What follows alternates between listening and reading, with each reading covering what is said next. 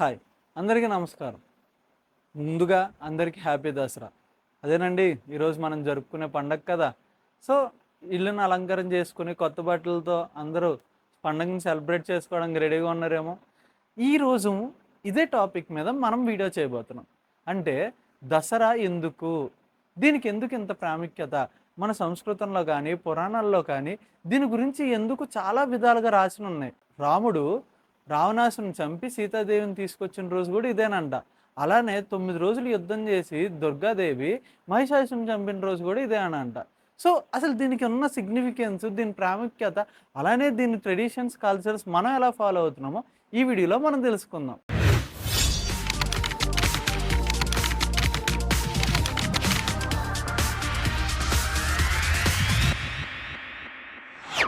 Welcome to our channel Inner Docs. Dasara or Vijayadashami మన భారతదేశంలో దీనికి చాలా ప్రాముఖ్యమైన రోజు ఇది. ఈరోజు మంచి బట్టలు వేసుకుని ఇల్లంతా క్లీన్ చేసుకుని హ్యాపీగా రకరకాలమైన వంటలు వండుకుంటూ ఈ రోజుని జరుపుకోవడానికి సిద్ధమవుతాం. కానీ దీనికి ఉన్న ప్రాముఖ్యత ఏంటంటే అశ్వయుజ మాసంలో శుక్లపక్ష దశమి రోజు జరుపుకుంటాం. దీన్ని మన పురాణాల్లో కానీ మన తెలుగు సంస్కృతుల్లో కానీ ఈరోజు ఒక దీపమైన రోజు, ఒక అద్భుతమైన రోజు. ఎలా అయితే వినాయక చవితి రోజు మళ్ళీ మనం చేసే పనులకి ఆటంకాలు లేకుండా జరుపుకుంటామో, ఈరోజు కూడా మన పనులు ఏవైతే పనులు ఉన్నాయో వాటికి కూడా ఆటంకాలు లేకుండా సకలంగా నెరవేరాలని మనం ఈ పండుగని జరుపుకుంటాం. అసలు ఈ పండుగలో మనం సంస్కృతంలోకి వెళ్ళి లేదంటే మన పురాణాల్లోకి వెళ్ళి మనం తెలుసుకుంటే ఈ దసరాకి ఇంకో పేరే విజయదశమి అన్నాం. ఆ విజయదశమి అంటే విజయ అంటే గెలుపు, దశమి అంటే 10వ రోజు. సో ఈ రోజునే మనం గెలుపు రోజు అని కూడా అంటాం. ఈ రోజు ఎందుకు ఇంత ప్రాముఖ్యత చెందింది అంటే ఇదే రోజునంట శ్రీరాముడు రావణాసుని చంపి సీతాదేవిని తీసుకొచ్చాడు. అలానే 9 రోజులు యుద్ధం చేసి దుర్గాదేవి 10వ రోజు అంటే ఆ 10వ రోజే ఈ దశమి. ఈ దశమి రోజే మహిషాసుని చంపి గెలిచిందనమాట. సో అందుకే దీనికి విజయదశమి అని కూడా పేరు పెట్టారు. మన తెలుగు ప్రాంతంలో ఈ పండుగని చాలా అద్భుతంగా జరుపుకుంటారు. నేను ఇందాక చెప్పినట్టు కొత్త బట్టలు వేసుకుని హ్యాపీగా నలుగురితో కలిసి ఫ్యామిలీ అంతా ఒక చోటనయ్యి ఎక్కడెక్కడికో విడిపోయిన జనాలంతా ఒక హాలిడేస్లో ఒక 4-5 డేస్ హాలిడేస్ తీసుకుని మరి ఒక ఇంటికి చేరి ఈరోజు అన్ని రకాలమైన వంటకాలను వండుకొని హ్యాపీగా కలిసి తింటారు. అసలు దసరాకి నిజమైన సిగ్నిఫికెన్స్, ఇంపార్టెన్స్ ఏంటి అంటే మన పురాణాల ప్రకారం ఈ పండగ రోజున ధర్మం అధర్మం మీద గెలిచిందని, విజయం తప్పకుండా వస్తుంది అని ఎన్నో నమ్మకాలు పెట్టుకుంటారు. అంటే ఇప్పుడు మనం రావణాసుడి గురించి తెలుసు. ఆయన ఎంత గొప్ప వ్యక్తి, ఇంత శక్తివంతుడు, ఎంత పాండిత్య శక్తివంతుడు ఆయన. తన భక్తి నార్మల్ భక్తి కూడా కాదు. అటువంటి ఆయన ఒకే ఒక్క తప్పువంతో, ఒకే ఒక్క అధర్మం వైపు అడుగు వెయ్యడంతో మొత్తం నాశనం అయిపోయాడు. ఎక్కడ చేశాడు? తన అహంకారం పోయి తనది కాదు అని తెలిసినా కూడా ఒక ఆడపిల్లని తీసుకొచ్చి బలవంతంగా తన ఇంట్లో పెట్టుకున్నాడు. ఆయన మిగతాదంతా ఎంత గొప్ప ఉన్న 10 తలల రాక్షసుడు అంటారు. కానీ ఆ 10 తలలు అంటే ఎంత జ్ఞానం ఉందో తెలుసా ఆయనకి. అటువంటి జ్ఞానం పొందిన ఆయన కూడా శ్రీరాముడి చేతుల్లో మరణించాడు. ఎందుకంటే అహంకారానికి పోయి. ఇదే మనకు నేర్పిస్తుంది. మన పురాణాలు ఏం నేర్పిస్తాయి అంటే ఎంత దరిద్రుడైనా, ఎంత గొప్పవాడైనా సరే, ఎంత మేధస్సు చెందినవాడైనా సరే అధర్మం వైపు అడుగు పెట్టాడు అంటే ఎప్పటికైనా ఊడిపోవాల్సిందే. అలానే పెద్ద కఠోరమైన యుద్ధం ఎవరు? దుర్గాదేవి మహిషాసుని 9 రోజులు రకరకాలమైన యుద్ధాలు, అంటే ఒక 9 రోజులు యుద్ధం చేసింది. ఇదే 10వ రోజు చివరికి విజయం చేయించింది. అంటే మహిషాసుని చంపడంతో గెలుపును పొందింది. అక్కడ కూడా ఏం జరిగింది? చెడు మీద మంచి గెలిచింది. సో మన పురాణాలు ఇవే నేర్పిస్తున్నాయి. ఎక్కడైతే అహంకారంతో విలవిల్లాడుతున్నావో నీ జీవితం మళ్ళీ నేలకు మట్టం అవుతుంది. నువ్వు అహంకారం మీద పోయి నీకెంతైనా డబ్బు ఉండొచ్చు, సంపదలు ఉండొచ్చు, అధికారం ఉండొచ్చు, కానీ ఏమీ లేనివాడైనా సరే నీకన్నా గొప్పవాడు అవుతాడు. ఎందుకంటే వాడికి అక్కడ అహంకారం లేదు. సో మన ఈ పురాణాలు, ఈ దసరాని ఏదో ఫెస్టివల్ వచ్చింది కదా, ఇల్లు ఎలా శుభ్రం చేసుకుంటున్నామో, కొత్త బట్టలు ఎలా ధరించుకుంటున్నామో అలానే మనలో కూడా కొత్తది అంటే నెగిటివిటీని తీసేసి పాజిటివ్లో వెళ్ళాలి. అలా వెళ్ళిన రోజే మనకి జీవితం అనేది మారుతుంది. ప్రతి సంవత్సరం దసరా వచ్చింది. ఆ దసరాతో పాటు నీ కబోర్డ్లో కొత్త బట్టలు వస్తున్నాయి. అంతే తప్ప జీవితంలో మార్పు లేదు. మన ప్రతి సంస్కృతి, ప్రతి పండగ ఎనకాల ఒక చరిత్ర, ఒక థీమ్ ఉంది. ఒక మెసేజ్ ఉంది. అది మన జీవితాన్ని మార్చుకునేలాగుండాలి.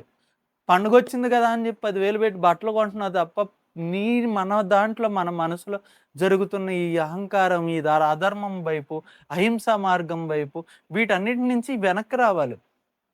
అందుకే ఈరోజు నరబలి అంటే ఏంటో తెలుసా? నీ అహంకారాన్ని నిన్నక్కడ బలిమ్మని. అంతేగాని మేకదూడని తీసుకొని ఎళ్లి ఆవిడ గుడి ముందర నరికేయడం గాదు. ఆవిడ పేరు దేవుడి పేరు జెప్పి.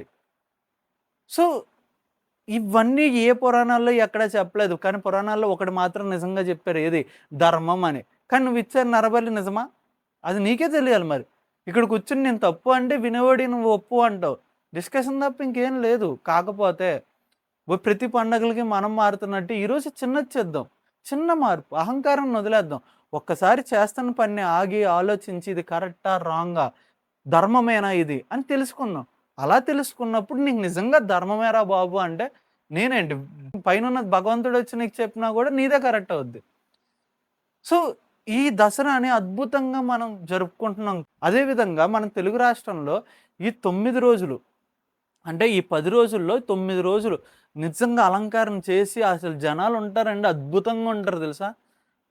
ఈ 10వ రోజు కంప్లీట్ పూజని దుర్గామాతకి చేయించి దండం బెట్టుకొని నాకు ఏ పనులో అయినా విజయవంతంగా జరపండి అని చెప్పి మొదలుపెట్టే రోజుది. ఈ తెలంగాణలో అయితే ఆయుధ పూజలంటూ రకరకాలుగా ఈ రోజున అద్భుతంగా జరుపుకుంటారు. అసలు ఈ తెలంగాణలో అయితే ఇంక ట్రాఫిక్ జామే ఇంకా పెద్ద పెద్ద విగ్రహాలను పెట్టి దేవి నవరాత్రులని 9 రోజులు ఎంత అద్భుతంగా చేస్తారు. అండ్ ఈ 9 రోజులు ఆడవాళ్ళు ఎంత అద్భుతంగా ఇంట్లో కూర్చొని ఆ దేవి నవరాత్రి రోజులు పొద్దున్నే లేచి స్నానం చేసి మడితో అన్నం వండి దండం పెట్టుకొని భోజనం చేస్తున్నది ఈ 9 రోజులకి మాత్రమే కాకుండా మీ జీవితాంతం విజయం పొందడానికి కూడా దండం పెట్టుకుంటున్నారు. సో, అలాగే ఈ 9 రోజుల వరకే మార్పు కాదండి. ఏదైనా సరే దీక్ష 41 రోజులు దీక్ష చేస్తున్నాం అంటే, ఆ దీక్ష వరకే కాదు. ఆ దీక్ష నుంచి మన జీవితాన్ని మార్చుకోవడానికి ఒక దీక్ష పొందుతాం. అలాగే నవరాత్రులు గూడా పొద్దున్నే లేచి నది స్నానం చేసి ఎంత కష్టంగా ఉంటది అందరికి. ఇవి ఏవైనా చేస్తున్నప్పుడు తర్వాత ఎలా మారుతున్నాం అనేది గూడా మనం తెలుసుకోవాలి. అందుకే ఇవన్నీ ఈ చరిత్ర మనకి నేర్పిస్తది. పండుగలను ఊరికే తీసుకొచ్చి మనం బట్టలు కొనుక్కోవడానికో, ఇల్లు తుడుచుకోవడానికో కాదు పండగలు. నేర్చుకోవడానికి, ఈరోజు మార్పు చెందడానికి. ఈరోజు ఇంట్లో బొమ్మల కొలువు అని చెప్పి బొమ్మలు పెట్టుకొని, హ్యాపీగా దండం పెట్టుకొని, వాటితో సెల్ఫీ దిగి ఇన్‌స్టాగ్రామ్‌లో పోస్ట్ పెడతాం. ఇంకా ఆయుధ పూజ అంటూ అంటే మన బండిలకి ఫార్మర్‌లయితే వాళ్ళు కట్ చేసి వాళ్ళు ఉపయోగించే ఆ ఎక్విప్‌మెంట్‌కి అన్నిటికి తీసుకెళ్ళి ఆయుధ పూజ చేస్తాం. ఎందుకు? వాటికి ఏమీ కాకూడదు. వాటితో ఏ పని చేసినా కూడా విజయవంతంగా పొందాలి అని. కానీ విజయం ఇక్కడ లేకపోతే బండి మీద పూజ చేసి ఏం ఉపయోగం అండి? మారుదామండి. హ్యాపీగా ఆయుధ పూజ చేసుకొని, ఆయుధ పూజ నీ గుండె గూడా ఒక ఆయుధమే. అది మర్చిపోకూడదు మనం. సో, దాన్ని మనం గుర్తుపెట్టుకొని, హ్యాపీగా మనకి మనం శక్తివంతులుగా తీసుకొని, అధర్మం వైపు నడవకుండా, ధర్మం వైపు నడుస్తూ, ఈ దసరా నుంచి కొద్దిగా స్టార్ట్ చేద్దాం. చిన్న టాస్క్ తీసుకుందాం. అహం అనే మాటని కొద్దిగా దాని నుంచి వెనక్కొద్దాం. ఇప్పుడు మనకు అలవాటు అయిపోయి ఉండొచ్చు ఈ అహం. ఎందుకంటే, పెరిగిన సొసైటీ బట్టి, కల్చర్ బట్టి మనకొచ్చేసి ఉంటది మనల్ని మనం సేవ్ చేసుకోవడానికి. ఈ దసరాతో ఆ ఆహాన్ని కొద్దిగా వెనక్కి తీసుకొద్దాం. అంటే ముందరికి వెళ్ళకుండా ఆలోచిద్దాం అంటున్నా. మొత్తం మారిపోవడం అంటే మనం ఇక్కడ ఉండం. మనం ఏ హిమాలయాస్‌కో ఎక్కడికో వెళ్ళిపోయి ఉండాలి. సో, ఇక్కడ ఉన్నాం ఈ సొసైటీలో ఉన్నాం కాబట్టి చిన్న మార్పు తెచ్చుకుందాం. ఎలా అయితే కొత్త బట్టలు ధరిస్తామో, ఈ రోజు నుంచి కొత్త ప్రవర్తన, మీ జీవితాన్ని మార్చడానికి ప్రవర్తన. పుస్తకాలకి ఎలాగైతే దండం పెట్టుకుంటున్నామో, మీ జ్ఞానానికి కూడా అలాగే దండం పెట్టుకోండి. అది మిమ్మల్ని చెడు వైపుకి తీసుకెళ్ళకుండా మంచి మార్గంలో నడిపించడానికి. అండ్ రకరకాలైన ఫుడ్ అంటే అందరూ కలిసి ఎక్కడెక్కడ ఉద్యోగాల కోసం, లేదంటే చదువు కోసం ఎక్కడెక్కడికో వెళ్ళిన వాళ్ళందరూ ఈరోజు ఒక ఇంట్లో కూర్చొని నలుగురితో కలిసి భోజనం చేస్తున్నారు. పరిస్థితులు అనుకూలించట్లేదు. కానీ పండగ రోజు మాత్రం హ్యాపీగా ఉంటున్నారు. మిగతా టైంలో సెట్ కాకపోయినా అప్పుడప్పుడైనా సరే టచ్‌లో ఉండండి మీ వాళ్ళతో. అండ్ మీరు మీ ఫ్యామిలీయే కాదు, ఈ ప్రపంచమే మనది అని తెలుసుకున్నప్పుడు, మీరు మీ ఇంట్లో వాళ్ళతో ఎంత హ్యాపీగా ఉంటున్నారో, అలాగే ఇతరులతో కూడా ఉన్నప్పుడే నిజమైన దసరా మీ ఇంటికొచ్చినట్టు. సో, ఇటువంటి పండుగ నుంచి మనం చాలా నేర్చుకున్నాం కదండీ! అంటే ఫస్ట్ అహంకారం ఉండకూడదు. ఎంత జ్ఞానవంతుడైనా సరే అహంకారం ఉంటే మట్టి. ఎటువంటి పరిస్థితుల్లో కూడా మనం ధర్మం వైపే నిలబడాలి. హ్యాపీగా ప్రతి పండక్కో కాదు. ఒకరోజు మనం మారి, ఒకరోజు స్నానం చేసి అద్భుతంగా అంటే, నెక్స్ట్ డే నుంచి స్నానం చేయకపోతే కుళ్ళుకం మనకే.